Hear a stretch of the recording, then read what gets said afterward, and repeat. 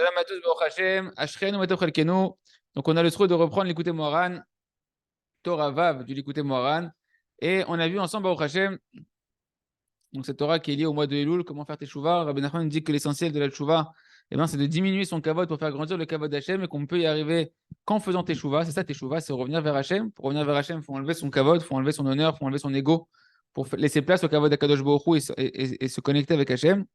Et on a dit que la tchouva, Rabbi Nachman dit que ça, on ne peut y arriver que par la tchouva. Et la tchouva, essentiellement, c'est d'écouter sa honte, écouter quand on t'envoie des hontes, et te taire dans ton cœur, l'accepter dans ton cœur avec amour, et l'accepter et ne pas répondre avec ta bouche.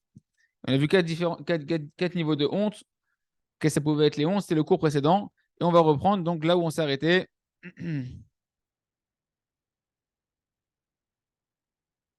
Ok, maintenant, Rabbeinu va nous expliquer pourquoi l'essentiel de la tchouva, c'est précisément quand on te fait honte et que tu vas accepter la honte et que tu ne vas pas y répondre. Pourquoi Dafka, ça se passe comme ça la tchouva? Tu as vu que la tchouva, c'est comme ça et Rabbeinu va nous expliquer maintenant vraiment un peu plus en profondeur les choses. Qui l'aide kavod belokaf, nous dit Rabbeinu. Il y a pas de. Tu ne peux pas écrire le mot kavod, parce qu'on parle du kavod d'Hachem ici. Ouais. On a dit que la tchouva, c'est faire grandir le kavod d'Hachem, diminuer son kavod. Et ça passe par les hontes qui va diminuer ton kavod. Il nous dit, mais le kavod, le mot kavod, tu ne peux pas l'écrire sans la lettre au début, kaf. Quand tu écris le mot kavod, la première lettre, ça va être lettre kaf. Il nous dit, le Ravatia, parce que le kaf, c'est un commentaire qui vient d'ailleurs, mais il le ramène. Je crois que c'est Rav Israël Breiter, j'avais vu, qui dit que le kaf, en réalité, ça vient du mot kafouf. C'est quoi kafouf? Quelqu'un qui va se courber et qui se soumet. D'accord? Et la lettre kaf, elle-même, c'est une lettre qui est courbée. Quand on regarde le kaf, c'est une lettre qui est comme ça. Et on voit, elle n'est pas droite, elle est courbée. D'accord? Donc, c'est la notion de tu veux donner le kavod à Kadosh Baruch Hu, il faut que tu te courbes, il faut que tu baisses ton kavod, il faut que tu te fasses petit. D'accord? Ça fait référence donc à l'humilité et à l'acceptation de sa petitesse par rapport à la grandeur de Kadosh Baruch Hu. Maintenant, continuons. Rabbi Nachman dit donc on ne peut pas écrire le mot kavod sans la lettre kaf au début, kaf ou keter. Il nous dit en réalité, et la lettre kaf, dans les Sfarim Magdoshim, c'est marqué qu'elle fait allusion au keter, à la sphira du keter, donc à la couronne d'Hachem, qui est aussi une sphère, une des sphirotes, la sphère la plus haute qui est la sphère du keter. Parce qu'en fait, le keter, c'est quoi le keter? Le keter, c'est la couronne d'Akadosh Baruch Hu. La couronne d'Hachem, elle représente quoi? Quand tu mets la couronne sur la tête du roi, en tout cas que tu acceptes dans ta tête que le roi, lui, revient la couronne, à ce moment-là, mamash, tu es dans la dimension du kavod élevé d'Akadosh Baruch Hu, c'est l'endroit le plus élevé, c'est sur la tête d'Hachem, c'est la couronne Kaviachol. C'est des images, ce que je suis en train de dire, hein, c'est pas comme ça. Mais quand on met sur la couronne sur la tête du roi, c'est l'endroit le plus élevé de l'honneur du roi. Et donc, c'est vraiment quand on dit que tu ne peux pas écrire le kavod sans la lettre kaf, ça fait référence, donc ce kaf, il fait référence au keter, d'accord? Keter, ça commence par un kaf. D'ailleurs, même une couronne, ça a une forme un peu de kaf, c'est-à-dire que la couronne, normalement, si elle n'est pas fermée, c'est comme un kaf aussi que tu mets sur la tête. Et nous dit Rabbi Nachman qu'en réalité, la tchouva, elle va être liée à la sphira du keter, c'est-à-dire à la sphère du keter qui est l'endroit le plus élevé dans les sphirotes. Et le kaf, qui est lié au kavod d'Akadosh Baruch Hu, est lié à la sphère du keter. Il nous dit, le Rav Arush explique que kaf, en réalité, quand tu prends le mot kaf, ouais, la valeur numérique de kaf, c'est combien? La valeur numérique de kaf, c'est 20, ok? C'est esrim. Et quand tu vas prendre le mot esrim, et tu vas compter la valeur numérique du mot esrim, tu as aïn, tu as sin, tu as le resh, tu as le yud, tu as le même, tu vas arriver en réalité à une gématria de keter. Keter, la gématria, c'est 620, et esrim, qui est le kaf en fait. Quand tu comptes la gématria de esrim, tu arrives à 620. Ouais. Donc, Rabbi dit le kaf, c'est le keter. Donc, tu vois qu'il y a un lien étroit entre le kaf, du kavod, ouais, et le keter d'Akadosh Baruch Hu, puisque kaf en lui-même, esrim, c'est matria keter. Donc, on comprend qu'il est kavod belo kaf. Tu ne peux pas donner le kavod d'Akadosh Baruch Hu sans avoir la lettre kaf. La lettre kaf, on dit, c'est la de se soumettre, kafouf. Mais à kaf ou keter, et cette lettre kaf, elle est liée à la notion du keter d'Akadosh Baruch Hu. Ok? Bechinat Eke. Et là, pourquoi ça t'intéresse? Pourquoi il dit ça, Rabbi Nachman? Parce que nous, on est dans la recherche du kavod d'Hachem. Ouais, c'est ça la chouva, c'est le kavod d'Hachem. Et il nous dit, Rabbi Nachman, tu ne peux pas arriver au kavod sans être kav qui est lié au keter, et que ce keter, en fait, dans la sphère du keter d'Akadosh Baruch Hu, Là-bas, le nom d'Hachem qui brille là-bas, c'est le nom de Ehyeh. Ce qu'il a dit aux enfants du Ham Israël lorsqu'il était en Égypte. Ehyeh, Asher, Ehyeh, je serai. Ken, Ehyeh, je serai. Asher, Ehyeh, ce que je serai. Et en réalité, c'est un nom qui est lié à la Tchouva. Au Keter, dans le Keter d'Akadosh Baruch Hu, là-bas, c'est l'endroit de la Tchouva. Et la Tchouva, elle passe par le fait que tu te projettes, que tu vas pouvoir être sadique. Et Akadosh Baruch Hu, d'ailleurs, j'avais lu, j'ai entendu le nom de Rav Meir Shlomo, Zecher Tzadik Livracha, qui était un des élèves aussi du Rav Arouche, et il disait que Eye Asher Eye, quand il a dit en Mitzrayim, Akadosh Baruch Hu, quand il a Hachem, Moshe leur a dit, mais comment je vais me dévoiler, avec quel nom je vais leur dire que tu t'es dévoilé à moi. Dieu il a dit, tu leur diras Eye Asher Eye. Et il disait, c'est quoi, Ramir Shlomo? C'était très très joli. Il disait, c'est quoi, je serai avec ce que je serai. Je crois qu'il a ramené au nom du Yehudi Akadosh. Et il disait comme ça, il disait que Hachem, il dit, je serai avec toi si toi tu crois que tu seras un tzaddik. Si toi, tu crois en toi, que tu dis, ayez tzaddik, je serai tzaddik, Az Ani, ayez avec toi, je serai avec toi pour t'accompagner et te faire devenir ce tzaddik-là. Mais tant que toi, tu crois pas en toi, je pourrais pas t'aider à être tzaddik. Toi, Hachem, il leur a dit, ayez, Hachéri, vous êtes en Égypte, vous êtes dans les 49 niveaux d'impureté, tu as l'impression que tu pourras jamais changer. Dis, ayez, je vais être tzaddik, je serai tzaddik. Et Hachem, il dit, ayez, moi aussi, je serai avec toi pour t'aider à devenir ce tzaddik-là. C'est une parenthèse que je ferme. En tout cas, selon Nakadosh Baruch Hu, ayez, il brille donc dans la sphère du Keter. Bechina Tchouva, et c'est le nom qui fait référence à la Tchouva. Quand quelqu'un va faire Tchouva, eh ben, il y a ce nom d'Akadosh Baruch qui va venir l'accompagner, ce nom d'Akadosh Baruch qui va scintiller sur lui. Même quand tu es au début de la Tchouva, on dit, attends, regarde, qu'est-ce que tu parles? Il sait rien de la Tchouva. Oui, mais ça y est, il s'est lancé, il est dans Ehiyeh, je serai tzaddik. Et donc, ce nom d'Akadosh Baruch il vient l'accompagner. Et ce nom d'Hachem, on a dit, Briou, dans la sphère du Keter, cette sphère du Keter, elle est liée à la lettre Kaf. Et c'est pour ça que Rabbi Nachman dit qu'il n'y a pas de Kavod sans Kaf. Tu ne peux pas rentrer dans le Kavod d'Akadosh Baruch sans ce cave, c'est quoi? C'est la dimension de la tchouva où tu vas commencer à reconnaître ta petitesse, que tu n'es même pas encore né, que tu vas faire naître le tzaddik qui est en toi avec le Kadosh Baruch Hu, mais que pour l'instant, au jour d'aujourd'hui, jusqu'à aujourd'hui, on va dire en tout cas, ce qui va dire Rabbi Nachman, jusqu'à aujourd'hui, il valait mieux que tu ne sois pas créé. Parce que tu n'avais même pas commencé encore à vouloir revenir vers Kadosh Baruch Hu, tu n'avais même pas commencé encore à t'inscrire dans le projet de Kadosh Baruch Hu. Bechinat Eye, Bechinat Shuva, donc ce nom d'Akadosh Baruch qui brille dans la serre du Keter, c'est le nom de Eye, c'est la notion de la Shuva, qui est Eye da Anazamin Lemeeve. C'est quoi ce nom de Eye qui représente la Shuva qui brille dans la serre du Keter? C'est cette dimension, je serai, c'est je m'apprête à exister. Je suis en train de me préparer à exister, ou bien on va dire de justifier mon existence. Avant la Shuva, un homme il vit, mais il ne justifie pas sa création. Aïnou, Kodem Hatshuva, Dain Enlo Havaya, parce qu'il nous dit Rabbi Nachman, avant la Tshuva, tu n'as pas encore d'existence. Keilou Adain Lo Nitava Baolam, c'est comme si que tant qu'un homme n'a pas commencé à faire Tshuva, c'est comme s'il n'existait même pas encore dans le monde. Kitov Lo Shlo Nivra, Mishe Nivra, comme a dit la Gemara, Akdosha, fameuse marque entre Bethshema et Bethiel, est-ce qu'il valait mieux que l'homme soit créé ou pas créé? Et c'est marqué, il valait mieux que l'homme ne soit pas créé. Maintenant qu'il est créé, qu'il fasse Tshuva, qu'il s'introspecte, qu'il scrute ses actes, etc. Donc tant que tu n'es pas dans la Tshuva, il valait mieux que tu ne sois pas créé. Donc, quand tu commences à faire Chouva, qu'est-ce qui scintille sur toi? Le nom de Eye qui veut dire je me prépare à exister, je me prépare à justifier ma création, je me prépare à rentabiliser ma création sur Terre.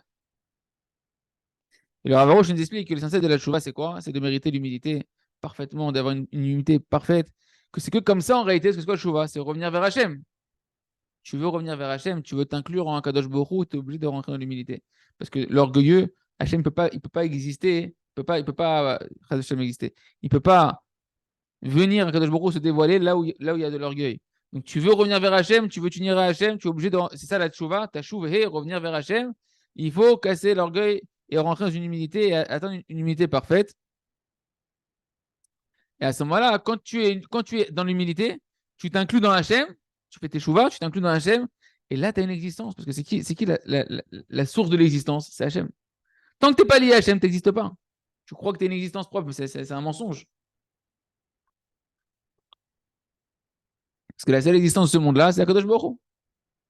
Ça va? Et la seule chose qui nous sépare entre nous et Kadosh Baruch Hu, c'est quoi? Qu'est-ce qui nous sépare d'Akadosh Baruch Hu? La seule chose qui nous sépare vraiment d'Hachem, c'est quoi? Orgueil.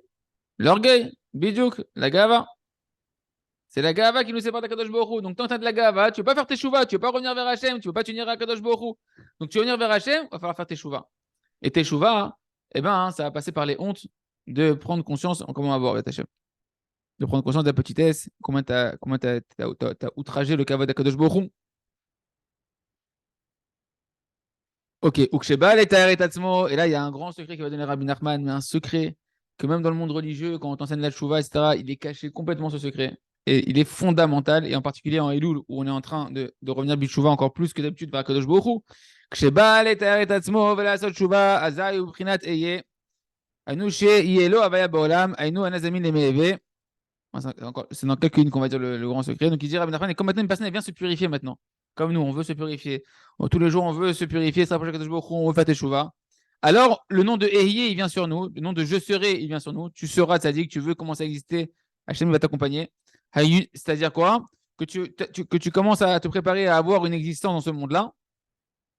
Donc ce nom, il vient même s'il a pas. C'est la fameuse Gemara qui dit qu'un homme, même s'il a une pensée de tchouva, dans le ciel, on le considère tzaddik. Pourquoi? Parce qu'on te voit déjà, il n'y a pas de passé, présent, futur dans le ciel. Chaque de il n'y a pas de passé, présent, futur. Et dès que tu rentres dans cette dimension de vouloir faire tes chouvas, ça y est, on te voit déjà comme si tu étais déjà. Tant que tu te maintiens là-dedans, on te voit déjà comme. Qu'est-ce que tu vas être à la fin? Le tzaddik que tu vas être à la fin. Ken. Et nous, Anazami les Meheve, je me prépare à exister. Vezé Bechinat Keter. Et là, regardez comment c'est beau. On a dit que Kavod, ça ne peut pas, c'est le Kavod d'Hachem, le gloire d'Hachem, il faut la lettre Kaf. Ouais, Kaf, on a dit c'est Kafouf, c'est la petitesse. Le Kaf, c'est la lettre qui est liée au Keter, à la couronne d'Hachem. La couronne d'Hachem, c'est le Kavod d'Hachem. Et la sphère du Keter, là-bas, il y a le nom de Ehyeh, qui est le nom de la Tchouva. Quand est-ce que tu fais briller le Kavod d'Hachem? Quand est-ce que tu mets la couronne à Hachem? Quand tu reconnais Hachem, quand tu reviens vers Hachem, quand tu fais le Tchouva. Et que tu dis je serai tzaddik avec l'aide d'Hachem, etc. Et à ce moment-là, tu rentres dans la sphère du Keter. Tu as le nom de Ehyeh qui est sur toi. Écoutez bien. Et donc, tu mets la gloire à Kadosh Baruch Hu, la couronne, tu la mets sur Tzad Hashem. Et là, Rabbi Nachman va me donner un secret par rapport à la Tchouva qui est liée à la sphère du Keter, qui est la couronne d'Hachem. Dans le mot Keter, regardez comment c'est beau. Et c'est un secret là-dessous. Il dit Rabbi Nachman, même le mot Keter, il va te donner les secrets en réalité de tout ce qui se passe dans la Tchouva. Qui Keter ou Leshon Amtana. Ça, c'est un grand chidouche dans la Tchouva. Que le mot Keter, qui représente la couronne d'Hachem, qui est l'endroit où il y a qui est lié à l'endroit de la tchouva, où il y a le nom de Ehyeh, qui est le nom de la tchouva qui t'accompagne quand tu fais tchouva, donc ce qui nous concerne nous quand on fait tchouva. Et ben le mot Keter, ça vient du langage de attente, de l'attente, amtana, l'attente, la patience, la persévérance.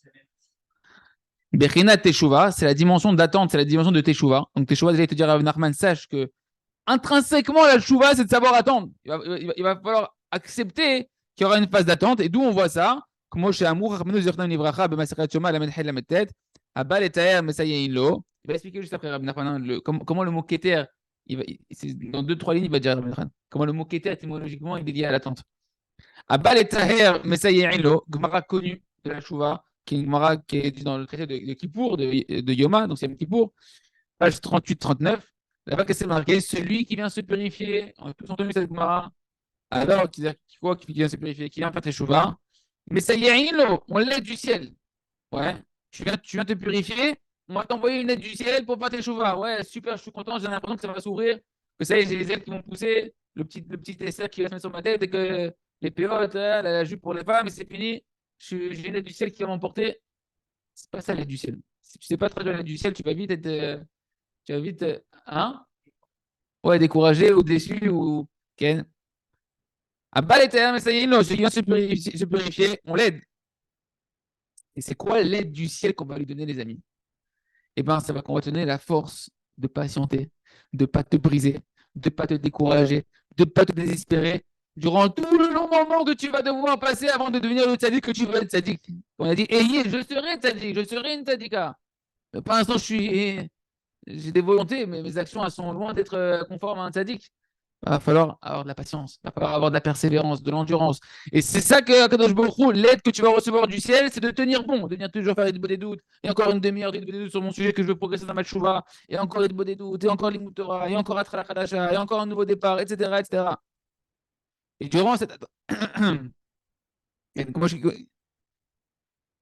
donc, ouais, et que tu aies la force, nous dit le Rav Rouge, de ne pas précipiter les choses, de ne pas vouloir précipiter, d'être le tzaddik tout de suite, tout de suite, tout de suite. Et de vouloir arriver déjà à la destination de ce que tu seras à la fin. D'accord? Et de savoir continuer à espérer encore et encore. Et qu'est-ce qu'on fait pendant l'attente, les amis? Hein, pendant cette phase d'attente de tchouva où tu n'es pas encore un tzaddik, tu fais quoi? Tu t'assois, tu prends un petit café au bord de la plage, avec de la glace. Non, on attend quoi? T'attends comme le métro, comme ça, on attend. Non, on attend pas. Les juifs, quand ils attendent dans cette tchouva, qu'est-ce qu'il fait? Il étudie la Torah, il va au mikvé, il fait des doutes, tikkun haklali, il va prendre conseil auprès de tzaddikim, et encore des mitzvot, et encore être à la Hadasha, etc. C'est ça, attendre. Je ne suis pas encore tzaddik, mais je fais tous les efforts et je garde la joie de savoir la direction dans laquelle je vais et je ne suis pas déçu de ne pas être encore le tzaddik que je ne suis pas encore arrivé concrètement à être parce que dans le ciel, ce n'est pas ce qu'on veut de toutes les manières. Dans le ciel, ce qu'on veut, c'est ce travail-là. C'est cette purification que tu es en train de faire dans cette phase d'attente. Qu'est-ce que tu fais pendant que tu n'es pas encore le tzaddik que tu voudrais être? Tu te décourages ou tu continues à avancer, tu continues à te battre, à espérer en HM, etc. Parce que pour chaque évolution dans le service de l'Akdoucha, il y a de l'attente, de l'attente, de l'attente, des efforts, jusqu'à ce que dans le ciel, on t'ouvre la porte. Machal Echad, Ksheba l'exemple forcément Omrin le Hamten, et la Gemara continue là-bas. Et ça, c'est un secret que personne ne t'explique. D'où tu vois, d'où Rabbi Nachman, il dit il t'explique que l'aide que tu reçois du ciel, c'est d'attendre. D'où tu sais? Il y a marqué juste, tu veux te purifier, on t'aide. Rabbi Nachman me dit, lis la suite de la Gemara. Il y a une petite parabole qui ramène la Gemara juste derrière. C'est pas pour rien qu'elle a cette parabole juste derrière. Machal, à quoi ça ressemble celui qui fait Chouva et qu'on va l'aider? Chez Balik Notafarsemon. Au début la Gemara dit quand il vient acheter du neft, c'est un truc qui sent pas bon. Tout de suite, on lui donne. Vas-y, c'est bon, va prendre, débarrasse-toi du magasin de cette odeur qui sent pas bon de toutes les manières. Par contre, quand il rentre maintenant dans la parfumerie, qui demande du afarsemon, de l'huile, d'afarsemon, qui est une huile extrêmement bonne, qui a une odeur extrêmement grande, Omrimlo, la Gemara, elle dit qu'est-ce qu'on lui dit? Attends, que nous aussi dans le magasin, on kiffe encore un peu cette odeur. Le vendeur, il dit attends, je veux encore moi aussi kiffer un peu. C'est marqué attends. Tu veux, c'est quoi l'huile bonne? C'est la Gdoucha. Les mauvaises odeurs, c'est saleté, les choses. Tout de suite, iPhone, machin, tout est ouvert, vas-y, on s'en fout, prends. Par contre, tu veux de la Gdoucha, waouh, quelle bataille, quelle bataille, quelle lutte acharnée pour refaire un pas, pour se stabiliser. C'est parce que c'est des bonnes odeurs, c'est la Gdoucha. Ça, on te dit attends. Et après, il dit pourquoi la Gemara te dit, on te dit ça ressemble à ça la tchouva? On te dit attends, parce que c'est ça qui va se passer, mon frère. Tu vas devoir attendre. Tu vas devoir attendre longtemps pour devenir le tzaddik que tu veux. Mais t'inquiète pas, dans le ciel, tu es récompensé sur les efforts. Tu n'es pas récompensé sur le fait que tu es tzaddik déjà ou pas encore tzaddik. Mais toi, le tzaddik, il va te travailler. Regarde, t'arrives pas, ça sert à rien, retourne en arrière. Laisse tomber, c'est pas pour toi, ça te ressemble pas, c'est pas ton élément, c'est pas ta vie. Tu vois bien que tu as beau faire des efforts, ça colle pas, etc. Mais Bechinat Keter. Et là, tu as ta réponse, David. Il dit, et ça, c'est la dimension du Keter. Keter, c'est la couronne d'Hachem, c'est la gloire d'Hachem. C'est l'endroit, la sphère dans laquelle brille le nom de la Chouva quand tu veux faire Chouva. Tu veux faire Chouva, il faut donner le kavod à Hachem. Il faut donner la couronne à Hachem, la gloire à Hachem, diminuer ton kavod. Quel rapport avec tout ça ici, avec la Chouva où il faut attendre? Et Rabbi Nachman dit le mot Keter, c'est ça le mot Keter. C'est ça le mot Keter. Pourquoi? Parce qu'il me dit Rabbi Nachman, I kmosh katu katar lizer vachaveka. Il dit le mot Keter, il veut dire ça. Dans Iyov, ouais, tu prends là-bas, il y a marqué Katar li zeher v'achaveka. Katar là-bas, les commentaires traduisent c'est quoi Katar? Amten. Attends. Katar, c'est Keter. C'est la couronne. Je crois que c'est de l'araméen. Ouais, zeher, c'est de l'araméen. C'est de l'araméen. Katar li zeher v'achaveka. Attends-moi un petit peu. V'erika, et je te montrerai. Où j'apparaîtrai à toi. Je ne sais pas comment traduire bien. Dans Iyov 36. Okay. Comment ils le traduisent ici? Attends, je vais te dire comment ils ont traduit ici. Parce qu'il y a j'ai vu différentes traductions. Et ici, il y a marqué attends-moi un petit peu et je te le dirai, et je te dirai, et je te parlerai, et je te dirai, où j'apparaîtrai à toi. En tout cas, ce qui est important pour nous, c'est que Qatar, Keter, ça veut dire attente. La gloire d'Hachem, la couronne d'Hachem, qui est l'endroit de la tchouva, c'est l'attente. Et tu veux vraiment nous être sincère que tu veux la gloire d'Hachem? Est-ce que tu es prêt à attendre? Est-ce que tu es prêt à te battre? Est-ce que tu es prêt à être persévérant? Si tu es prêt à être persévérant, c'est vrai que tu es vraiment pour Hachem. Si jamais tu dis, hey, je tape à la porte, on ne m'ouvre pas, je m'en vais, tu es là pour ton kavod en fait. Tu veux la couronne pour toi, tu as vu, c'est un tzaddik, c'est un Baal Tshuva, c'est un Gibor. Mais si tu es là et que malgré qu'on ne t'ouvre pas la porte, et malgré qu'on dit, ouais, vous allez rentrer dans 5 minutes, et tu fermes la porte, tu dis, hey, ça fait 5 heures, ça fait 5 mois, je suis là, ça fait 5 ans, je suis là. Oui, oui, monsieur, vous êtes le prochain. Mais qu'est-ce qui se passe? J'ai lu un commentaire extraordinaire, c'est que quand tu es dans la parfumerie, même si tu fais la queue, tu es déjà parfumé. T'as pas pris encore ton parfum, mais quand tu es dans la parfumerie, tant que tu es dans la parfumerie que tu attends, eh ben, tu profites des odeurs, c'est quoi? Tu es déjà en train de te purifier, tu es déjà en train de te bonifier, tu reçois de la bracha, des choses. Le toka, qu'est-ce qu'il dit? Ah, comment j'attends, allez, je m'en vais. Les bonnes odeurs, tu les as pas, tu es en train de passer à côté de tout, alors que si tu sais attendre, c'est ça qui te purifie. Quand quelqu'un, une femme, elle est nida, Pareil, elle se sépare de son mari pendant 2 semaines qui matent, et il y a 7 jours d'attente, de purification. C'est de l'attente. Quand il y avait de l'impureté au Beth Amikdash, on sortait et on devait attendre de se purifier, même si on allait au mikvé. Tu sais, il est parti au mikvé, il doit encore attendre, etc. Des jours à compter. La purification passe par l'attente et par l'espoir et par les volontés et les désirs qui se passent durant cette attente-là. Ok. Et donc, en fait, la capacité donc, de la tchouva, qu'est-ce qu'il veut nous dire, Rabbi Nachman? Toute la tchouva qui est redonner la couronne à Kadosh Baruch Hu, eh ben, ça dépend de l'humilité. Qu'un homme, il sait qu'il n'est pas encore digne. Et comme il sait qu'il n'est pas encore digne et qu'il se rappelle maintenant un petit peu, il prend conscience de là où il était, qu'est-ce qu'il a fait jusqu'à présent, alors il est prêt à supporter. Il est prêt à être patient. Parce qu'il faut beaucoup attendre, dit le Rav. Et un homme, il doit savoir pourquoi il doit attendre, à cause de ses fautes. Ben Begil Gouzé, Ben Begil Macherim, que ce soit dans cette incarnation-là ou les réincarnations passées, peut-être ça fait 10 Gilgoul que tu n'as même pas pensé à faire tchouva. Et qu'enfin, dans cette génération, Bisrot Rabbi Nachman, tu commences un petit peu à dire ça y est, il faut peut-être se réveiller après des centaines d'années que je passe ici. On ne sait pas combien de fois on est venu ici. Peut-être que c'est ta première fois que tu viens à Bilchouva. Tu vas nettoyer pour. Oh, on ferme la parenthèse. Déjà, rien que nettoyons ce qu'on est conscient qu'il y a dans cette génération. Et que tu sais que tu n'es pas digne pour l'instant. On va t'ouvrir, on veut t'ouvrir, mais c'est comme ça qu'on te purifie. Je ne peux pas encore prendre le Hafarsemon pour prendre la bonne odeur tout de suite. Ken, que c'est quoi les bonnes odeurs? Ça fait référence. On sait que la Neshama, de quoi elle profite? De l'odeur. On prend les Bessaïm à Motzei Shabbat. Le seul sens qui n'a pas fauté à la faute d'Adam Arishon, c'est le sens de l'odorat. Elle a vu le fruit, elle a pris le fruit, elle a mangé le fruit, mais elle n'a pas senti le fruit. Les bonnes odeurs font référence aux perceptions d'Akadosh Baruch Hu, aux grandes choses spirituelles qu'un homme il peut atteindre, les niveaux spirituels qu'il peut élever, ce sont les bonnes odeurs. Même quand on parle de à quoi ça ressemble un instant du délice du monde futur, on parle des odeurs dans la Gemara, parce que c'est ce qu'il y a de plus spirituel pour nous aujourd'hui. Et donc de ça dépend l'essentiel de la tchouva. Combien tu vas être prêt à accepter les hontes. Et encore une fois, les hontes, c'est pas que seulement ta femme ou ton mari ou tes enfants et tes amis, c'est aussi la honte que tu n'ouvres pas la porte encore comme tu voudrais dans la douche et que tu n'arrives pas à tenir comme tu voudrais face à ton Yetzirara.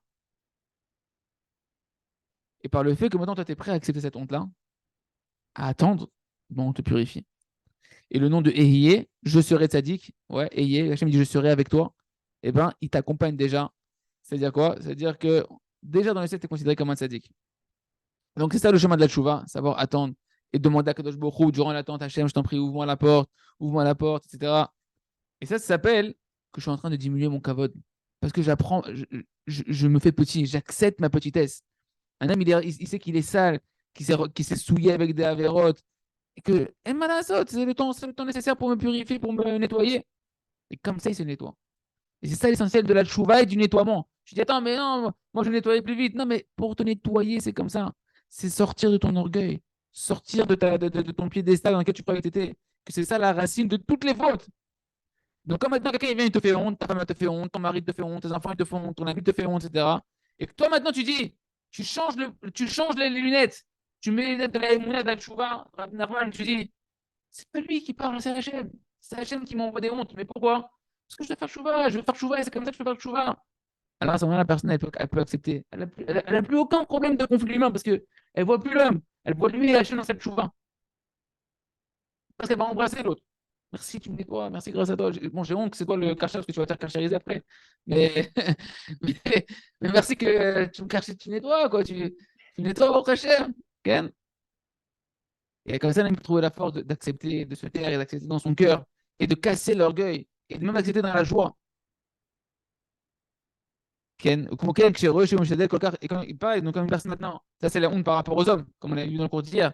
Mais maintenant, quand une personne veut se sanctifier, elle veut revenir de Belchouva, et elle n'arrive pas, et elle tombe, et elle se relève, et elle ne se désespère pas, et elle ne se décourage pas, il revient au Beth Midrash, il revient au Shiur, il relit le Sefer qu'il est en train d'étudier, il refait des doutes, etc. Qui montre qu'il renforce ses volontés, et qu'il attend, qu'il attend, qu'il attend, qu'à chaque fois il fait un nouveau départ, et qu'il voit qu'il ne réussit pas à concrétiser ses aspirations comme il voudrait. Ça, tu dois savoir que cette honte que tu ressens à l'intérieur de toi, par rapport à toi-même, mais personne qui sait que toi, eh ben, c'est une honte qui est envoyée du ciel, qui est un processus de la tchouva. Tu dois l'accepter. C'est pas que tu dois l'accepter, genre c'est bon, je suis dans la gadoue, je reste dans la gadoue, non, c'est-à-dire que tu dois accepter que tu dois être lavé et malgré tout retomber parce que tu n'es pas encore assez fort, etc. Et l'accepter avec joie que c'est le processus de la tchouva. Et continuer à renforcer ta volonté, à renforcer tes efforts, tout en acceptant que ce sentiment d'humilité qui rentre en toi, c'est lui qui te purifie. Et à ce moment-là, ça devient complètement différent. Une personne, dès qu'elle retrouve cette conscience-là, elle retombe dans la joie. Il n'y a pas de tristesse, il n'y a pas d'amertume. Tout est bien. Si tu travailles, bien sûr. Si tu es dans ce processus de travailler, de faire tchouva. Ken.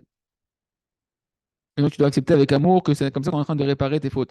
Aval kodem tchouva, azai prinat bastarat panim mimenu. Ça, on verra, Be'at Hashem, je pense, demain, parce qu'on est bien avancé. Enfin, dans le temps. Mais tant que tu n'es pas encore fait le chouva, tant que tu n'es pas encore ce Baal chouva là, et bien ce nom de Ehiyé, je serais dit qu'il n'est pas encore directement, euh, il ne brille pas encore dans sa face, tu ne le vois pas de face, on va dire que tu vois le côté arrière, tu vois la face arrière de ce nom de Ehiyé. Ce que je suis en train de dire, c'est faux, hein, c'est pas comme ça. Mais on va expliquer c'est quoi. On est en train de dire que, en fait, le nom de Ehiyé, il est encore caché, et c'est comme ça que on verra qu'en réalité, dans le nom de Ehiyé, quand sa face elle est cachée, et ben automatiquement, tu dois passer par des hontes pour te purifier. C'est la suite des explications que Rabbi Nachman il nous expliquera avec Hachem, j'espère, demain. On verra ça ensemble. En tout cas, Titrasco, continuez à faire chouva, à sourire, à faire Idbo des doutes et à vous rappeler dans votre Idbo des doutes ces paroles-là. Quand tu es dans la phase de la descente, hein, que tu as l'impression que tu es descendu, et ben c'est là qu'il faut se renforcer. Non, c'est comme ça que Hachem me purifie et faire un nouveau départ, etc. Chazak, ve